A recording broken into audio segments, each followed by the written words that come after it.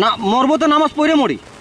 তখন আমি মসজিদে ঢুকে যাই, ওরা আমার প্রতি খেয়াল করেন, আমি মসজিদে নামাজ পড়ে ভার্সিটির গেটে উল্টা দিকে বের হই। কাউন্টার স্যার এখানে গিয়া আন্দোলনে যুক্ত হই, ওইখানে রাবার বুলেট খাই এখানে।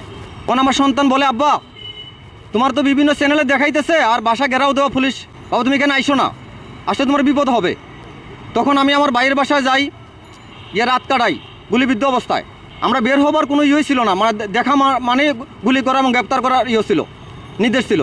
আন্দোলন যুক্ত হই বিডিআর ক্যাম্পের মাঝামাঝি, ওইখানে আবার গুলিবিদ্ধ হই।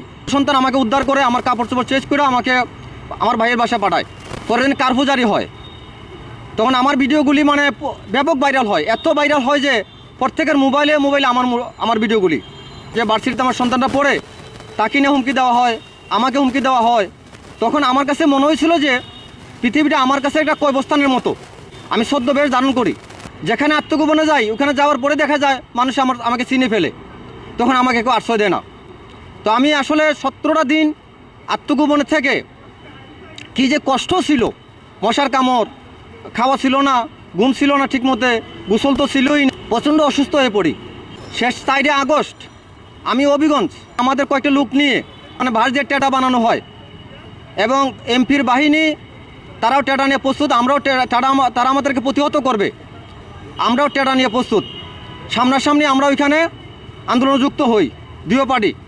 প্রায় 3 ঘন্টা টেটার মারামারি হয়, হওয়ার পরে আমি প্রচণ্ড আহত হই। এক পর্যায়ে তাদেরকে আমরা আটক করে সেনাবাহিনীতে তুলে দিই। পরের দিন 5 আগস্ট আমাদের মুক্তির খবর আসে এবং আমি যে অসুস্থ অবস্থায়, যেমন আমি নতুন একটা জাগরণ পাই, আমি যে এত গুলিবিদ্ধ, আমি যে এত অসুস্থ, আমার কাছে সেটা মনে হয়নি। আমি এমন অবস্থায় আনন্দ মিছিল দিই, প্রচণ্ড অসুস্থ হয়ে পড়ি, ওসমানী মেডিকেলে ভর্তি হই, প্রায় 9টি মাস চিকিৎসাধীন অবস্থা ছিলাম।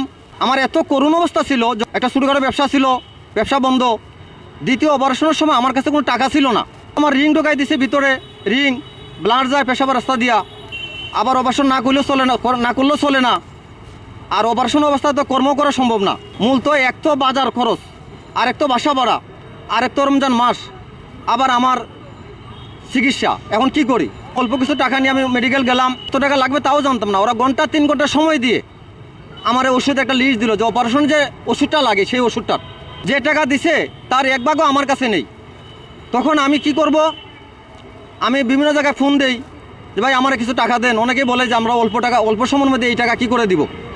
যাই হোক, আমার ভাগ্য বলা এক ভদ্রলোক আমার ফোনের মাধ্যমে যখন আমি কষ্টের কথা বলি, তখন সে আমার কিছু টাকা পাঠানোর পর আমার অপারেশন হয়।